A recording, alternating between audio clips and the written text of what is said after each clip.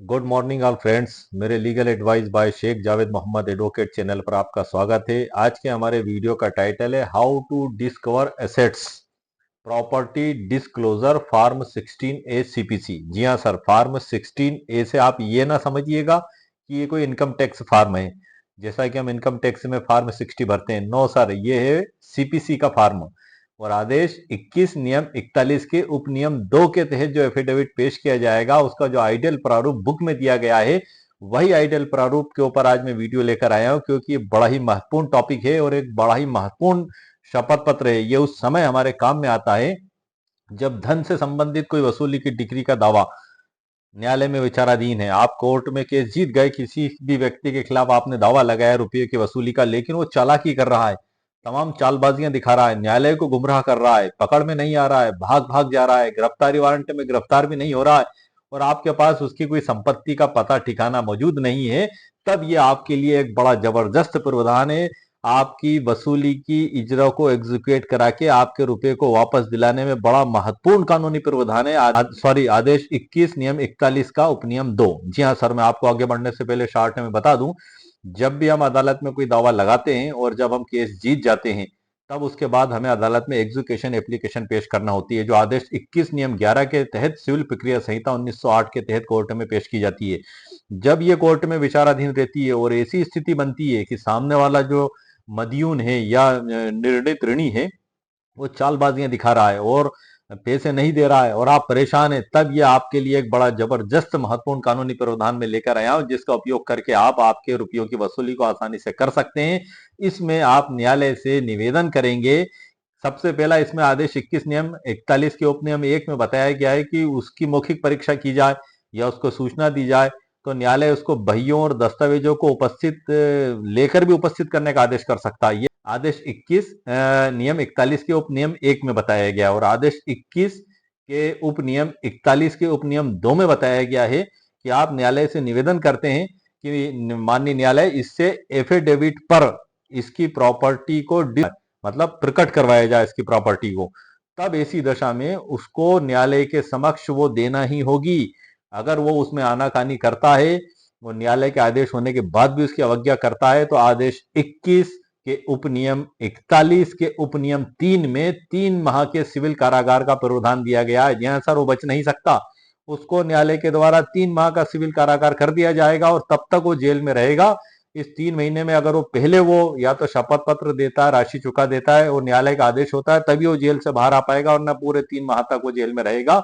और इस 3 माह की अवधि में भी कोई पैसे से वो बरी या मुक्त नहीं हो जाएगा, फिर आगे कार्रवाई होगी। और यदि वो न्यायालय में झूठा शपथ पत्र पेश करता है, तो आप जानते हैं 192 193 भारतीय दंड संहिता 1860 में 7 साल की सजा का प्रावधान है सर। वो कितनी चालाकी कर ले वो बच नहीं सकता। इस पे मैंने एक स्पेशल वीडियो बनाया जो मेरे चैनल पर अपलोडेड है, अभी कल ही अपलोड किया था मैंने सर, कि सावधान संपत्ति का ब्यौरा नहीं दिया तो जाना पड़ेगा 3 महीने तक जेल, सीपीसी रूल 41। इस पे कल ही मैंने वीडियो भी अपलोड किया और ई बुक भी अपलोड की है। ई बुक इसी वीडियो के नीचे डिस्क्रिप्शन बॉक्स में मेरे द्वारा दे दी गई है, और ये जो मैं वीडियो बना रहा हूँ इसका भी ई बुक पीडीएफ मेरे द्वारा तैयार किया गया है, उसकी लिंक भी इस वीडियो के नीचे डिस्क्रिप्शन बॉक्स में मेरे द्वारा दे दी गई है। और आज साथ फॉर्म 16A लगाया जाएगा। आवेदन पत्र भी देना होगा सर, उस आवेदन पत्र की ड्राफ्ट क्या होगी वो भी मैंने ई बुक पीडीएफ के अंदर आपके लिए तैयार करके रखी है, इसी प्रकार से दी है। और आदेश 21 रूल 41 के उपनियम 1 2 3 इसकी पूरी परिभाषा को भी सरल शब्दों में मैंने ई बुक पीडीएफ के अंदर समझाया है, और सरल उदाहरणों के साथ मैंने इसमें जानकारी दी है। तो आइए सर, अब हम आगे की जानकारी मैं आपको ई बुक पीडीएफ के अंदर से देता हूं, जहां मैंने महत्वपूर्ण जानकारी आपके लिए तैयार करके रखी। आइए सर, लेट्स गो। देख रहे हैं सर कंप्यूटर स्क्रीन पर, how to discover assets property disclosure form 16A CPC. ये इनकम टैक्स का नहीं है सर, ये सीपीसी का फॉर्म है और बड़ा ही महत्वपूर्ण फॉर्म है। ये आप मान के चलें कि अब ऋणी वसूली से बच नहीं सकता, क्योंकि यदि उसके द्वारा संपत्ति की गलत जानकारी दी जाएगी तो 7 साल की जेल में जाएगा, 3 माह का सिविल कारावास होगा वो अलग। यदि सही जानकारी दी जाएगी तो न्यायालय उसको कुर्क करा के आपके पैसे की वसूली न्यायालय करा देगा। तो ये एक इतना जबरदस्त कानूनी उपाय है कि यदि न्यायालय ने आदेश कर दिया और 30 दिन के अंदर उसके द्वारा आपको राशि नहीं दी गई, तब आप तुरंत इसका उपयोग आप कर सकते हैं। इसमें एक महत्वपूर्ण सर्वोच्च न्यायालय का फैसला भी है इससे संबंधित में, उसको भी मैंने इस ई बुक पीडीएफ के अंदर आपके लिए तैयार करके रखा है। तो ये तो सर ई बुक का टाइटल हो गया और यही हमारे वीडियो का टाइटल है। डिस्क्लेमर भी इसमें मेरे द्वारा लिखी गई है। सर फिर अध्याय चालू है, विषय सूची, ये सब में प्रस्तावना भी है इसमें प्रारंभ में। और मैं सीधी मुद्दे की बात पे आता हूँ। हम करते हैं शुरुआत मुख्य मुद्दे से। आप देख रहे हैं संपत्ति का शपथ पत्र, एफिडेविट ऑफ असेट्स, नियम 41(2), आदेश 21, नियम 41 का उपनियम 2। ये फॉर्म है सर संख्या क्रमांक 16 का, निर्णित ऋणी द्वारा अस्थियों के बारे में शपथ पत्र दिया जाना। ये हिंदी और अंग्रेजी दोनों में ही मैंने ई बुक के अंदर प्रिंट किया है सर, और इसके लिए एक स्पेशल पीडीएफ भी बनाया है। उसमें ये फॉर्म हिंदी और अंग्रेजी में मौजूद है।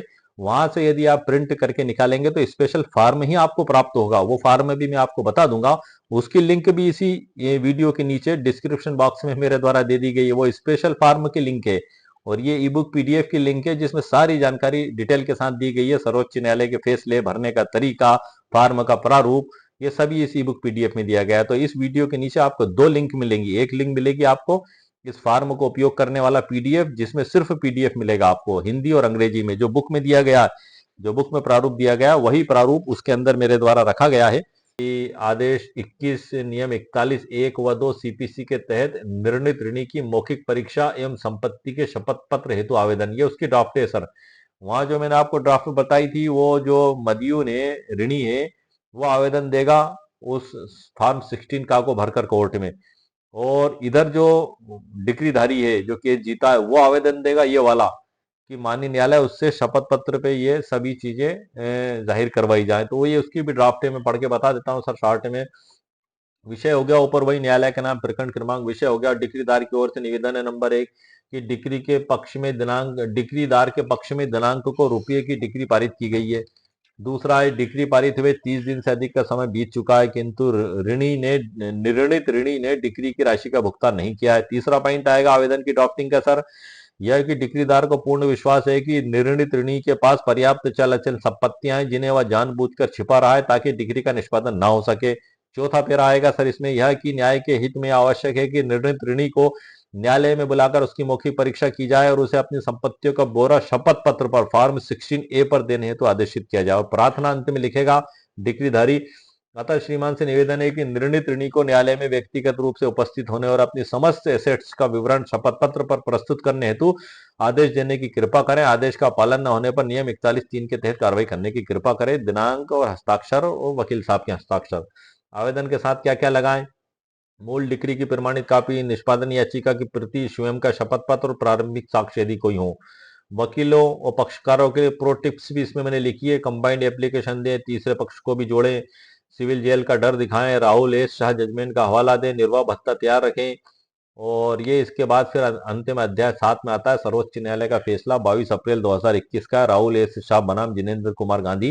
मैं सर कंप्यूटर स्क्रीन पर ये पीडीएफ है जो मैंने स्पेशली आप लोगों के लिए तैयार किया हुआ है। इसकी ड्राफ्ट मेरे द्वारा टाइप करके और उसका पीडीएफ इसलिए तैयार किया गया है क्योंकि एक तो इस फॉर्म की हमें जानकारी होती ही नहीं है, पहली बात तो, कि ऐसा भी कोई प्रारूप सीपीसी में दिया गया है जिसपे हम मदीन के द्वारा संपत्ति को प्रकट करवाएं। सामान्यतः वो एक सामान्य ओरल प्रारूप में जाता है टाइपिस्ट से और 4 लाइन टाइप करवा कर लेकर आकर दे देता है, लेकिन इसमें तो सारे प्रारूप दिए गए हैं। तो ये स्पेशली मैंने पीडीएफ ही तैयार किया है। आप देख रहे हैं ये ऊपर संख्या 16 का, निर्णित ऋणी द्वारा अस्थियों के बारे में शपथ पत्र दिया जाना, आदेश 21, नियम 41(2), ये अंग्रेजी में भी किया सर। ये कॉलम मैंने इतनी डिस्टेंस के साथ भरे हैं कि यदि आप इस पीडीएफ को निकालते हैं तो आप बिना टाइप करवाए वो जो ऋणी है वो अपने हाथों से भी भर के कोर्ट में पेश कर सकता है। ऐसा नहीं है कि वो जो है कि टाइपिस्ट के पास जाएगा और उसको समय है या नहीं है, उसको फालतू परेशान होना पड़ेगा। 1 मिनट में पीडीएफ आप निकालें और तुरंत हाथ से वो भरे ऋणी और शपथ आयुक्त से तस्दीक कराकर माननीय न्यायालय में पेश कर दे। ये देख रहे हैं सर, ये पेज 1 हो गया और ये 2 पेज हो गए। काफी ही बड़े ही खूबसूरत शब्दों में सर इसको मैंने तैयार किया है ताकि आपको देखने से ही लग रहा होगा कंप्यूटर स्क्रीन पे कितने इसमें मैंने सीरियल वाइज तैयार किया। और ये इंग्लिश में प्रारूप है, अगर कोई व्यक्ति चाहता है कि उसको इंग्लिश में पेश करना है तो इंग्लिश का भी पीडीएफ सर मैंने इसमें दे दिया है और इसकी लिंक भी सर मैंने वीडियो के नीचे डिस्क्रिप्शन बॉक्स में दे दी है। जब आप इसको प्रिंट आउट करेंगे तो उस पीडीएफ में आपको सिर्फ यही प्राप्त होगा और कुछ नहीं मिलेगा। ये जो आप कंप्यूटर स्क्रीन पे देख रहे हैं, 1-2 पेज हिंदी में है और एक ये 2 पेज अंग्रेजी में। ये स्पेशली पीडीएफ ही है उस प्रारूप का। और दूसरी लिंक आपको मिलेगी ई बुक पीडीएफ की, उसमें पूरी डिटेल जानकारी, इसके भरने का तरीका, सर्वोच्च न्यायालय के फैसले, आदेश 21, नियम 41 के उपनियम 1, 2, 3 की संपूर्ण जानकारी सरल उदाहरणों के साथ उसमें आपको मिलेगी। अब हम आज के इस वीडियो में मैंने सर आपको महत्वपूर्ण कानूनी जानकारी दी है फार्म 16 सीपीसी आदेश 21 के ऊपर। आप ये ध्यान रखिएगा, ये एग्जीक्यूशन का ही आदेश है। आप इसको इनकम टैक्स का समझने की गलती ना करें, क्योंकि अक्सर इनकम टैक्स में ही फार्म 16 शब्द यूज होता है। और अक्सर हम जब संपदा 2.0 पर रजिस्ट्री कराने जाते हैं, मेरे द्वारा भी करवाई गई है, तो वहां भी फार्म 16 उस दशा में भरा जाता है जब ट्रांजैक्शन 5 लाख से ऊपर होता है खरीदी बिक्री का, कि जो खरीद रहा है रजिस्ट्री के जरिए संपत्ति, वो क्रेता को 5 लाख से रुपए से ऊपर दे रहा है और उसके पास पैन कार्ड भी नहीं है, तब फार्म 60 सर लगाना होता है। तो और इनकम टैक्स में भी हम भरते हैं फार्म 16, तो ये वो फार्म 16 नहीं है, आप ध्यान रखिएगा, ये फार्म 16 का है सीपीसी के आदेश 41, सॉरी आदेश 21 नियम 41 के उपनियम 2 के तहत जो एफिडेविट पेश किया जाएगा, ये उसका प्रारूप है सर। स्पेशली ये एक बड़ा ही महत्वपूर्ण कानूनी प्रावधान है जो आपकी संपत्ति की वसूली कराने में बड़ा ही महत्वपूर्ण भूमिका निभाता है। तो आज के इस वीडियो में सर मैंने आपको इस टॉपिक पे मुकम्मल कानूनी जानकारियां दे दी हैं, और ई बुक पीडीएफ की लिंक भी इस वीडियो के नीचे डिस्क्रिप्शन बॉक्स में मौजूद है, और वो जो फार्म है उस पीडीएफ की लिंक भी डिस्क्रिप्शन बॉक्स में मौजूद है। आपका घंटों का काम मिनटों में हो जाएगा, मिनटों में भी नहीं, 1 मिनट में हो जाएगा। आप ई बुक जाएं और पीडीएफ पे क्लिक करें, भुगतान करें। आप जैसे ही भुगतान करेंगे तो उसकी आपको डाउनलोड होकर आपके ईमेल पर मिल जाएगा, आप उसके प्रिंट आउट निकाल लें। आपको टाइप की भी समय बचेगा, सब कुछ आपका बचेगा, और प्रारूप भी आपको आसानी से मिल जाएगा। तो इस ई बुक पीडीएफ की लिंक जो मैंने जो जानकारी आपको दी, इसी वीडियो के नीचे डिस्क्रिप्शन बॉक्स में मेरे द्वारा दे दी गई है। 199 रुपीज कीमत सर मेरे द्वारा रखी गई ई बुक पीडीएफ की। यदि आपको आवश्यकता महसूस हो तो आप उसको खरीद सकते हैं। मैंने ई बुक पीडीएफ के अंदर से ही जानकारी इसलिए दी है कि खरीदने से पहले आपको पता लग जाए। परिचित भी मैंने इसीलिए कराया है कि आखिर इस ई बुक पीडीएफ में क्या लिखा हुआ है। ये देखने, सुनने, समझने के बाद यदि आपको ऐसा लगता है कि आपके लिए उपयोगी है और आपके काम आ सकती है, तभी इसको सर आप परचेस करें। और यदि आपको ऐसा लगता है कि आपके लिए उपयोग में नहीं है, तो आप इसको परचेस ना करें। अंदर से मैटर दिखाने का मकसद यही है, क्योंकि जब आप मेरे वेबसाइट पे इसको खरीदने जाएंगे तो वहां ये ई बुक पीडीएफ के अंदर की जानकारी दिखाई नहीं देगी। ये तो जब आप 199 रुपए का भुगतान कर देंगे उसके बाद ही आप पढ़ पाएंगे। लेकिन मैं पहले ही अंदर से जानकारी देता हूं ताकि आप खरीदने से पहले ही उसको देख, सुन और समझ लें। वहां पे डिस्क्रिप्शन बॉक्स लिखा दिखाई देगा, लेकिन ये अंदर के मेन मैटर वहां दिखाई नहीं देंगे। तो अंदर से भी जानकारी देने का मेरा यही मकसद है कि आप पहले देख लें, सुन लें और समझ लें, और उसके बाद लगता है आपके लिए उपयोगी है, तब आप इसको परचेस करें। तो आज के वीडियो में सर मैंने आपको बड़ी ही मुकम्मल और बड़ी महत्वपूर्ण मुद्दे पे एक मुकम्मल कानूनी जानकारी प्रदान कर दी है फार्म 16 का, जो शायद आपको इतनी आसानी से मिलना उपलब्ध हो या ना हो। आप शायद इसके बारे में जानते हो या ना जानते हो, मैं इस बारे में तो नहीं कह सकता। लेकिन इतना जरूर है कि मुझे गूगल और यूट्यूब पे सर ये टॉपिक पे मैंने सर्च किया तो मुझे कुछ भी इसके विषय में नहीं मिला था। मैंने फिर विचार किया, क्योंकि मेरे केस में भी परिस्थिति आई थी, हालांकि उसमें उसके पास प्रॉपर्टी नहीं थी।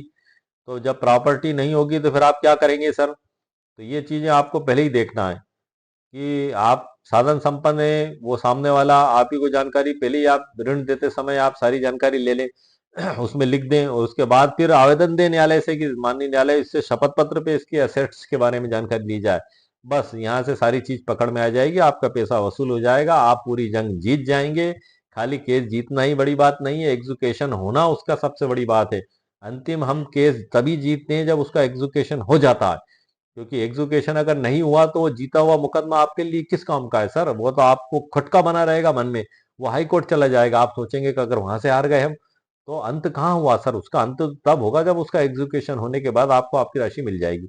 तो धन के वसूली की बातों में ये बड़ा ही महत्वपूर्ण कानूनी प्रावधान दिया गया है आदेश 21 नियम 41 के उपनियम 1, 2 और 3, गो, वेंट और गान। यदि आपने इसको उपयोग कर लिया तो गो, वेंट, गान हो जाएगा वो सामने वाला, और पैसे दे देगा, और आप केस संपूर्ण रूप से जीत जाएंगे, आपकी परेशानियों का निराकरण हो जाएगा। तो आज के वीडियो में मैंने एक जानकारी देने की कोशिश की है। ये जो ई बुक पीडीएफ है, इसका उपयोग आप के स्वयं के उपयोग के लिए, आप इसे किसी कोर्ट कचहरी में पेश नहीं कर सकते। ये एक पीडीएफ मात्र है। इसके अंदर जो कानूनी जानकारियां दी गई हैं, वो कानूनी जानकारी आप कोर्ट में जज साहब को बता सकते हैं, बुक को, मेन बुक को पेश कर सकते हैं। ये ई बुक आपके स्वयं के उपयोग के लिए है सर।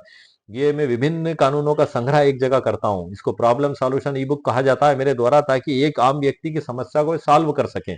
क्योंकि ये सभी जानकारियां आपको एक प्लेटफॉर्म पर मिलना नामुमकिन है सर। सरल उदाहरण, सर्वोच्च न्यायालय के फैसले, बुक में दी गई परिभाषा, उसकी सरल व्याख्या, और ये प्रारूप, प्रारूप के भरने के तरीके, ये पूरी डिटेल जानकारी आपको मिलना पॉसिबल नहीं है सर। ये मेरे द्वारा आपके लिए स्पेशली तौर पे आपकी प्रॉब्लम को सॉल्व करने के लिए तैयार की जाती है बुक पीडीएफ, और इसकी लिंक मेरे वीडियो के नीचे डिस्क्रिप्शन बॉक्स में मेरे द्वारा दे दी गई है। तो उम्मीद है सर आपको मेरा वीडियो पसंद आया होगा। मेरे वीडियो को आप लाइक भी करें, शेयर भी करें, सब्सक्राइब भी करें। ओके, शुक्रिया, थैंक यू सर।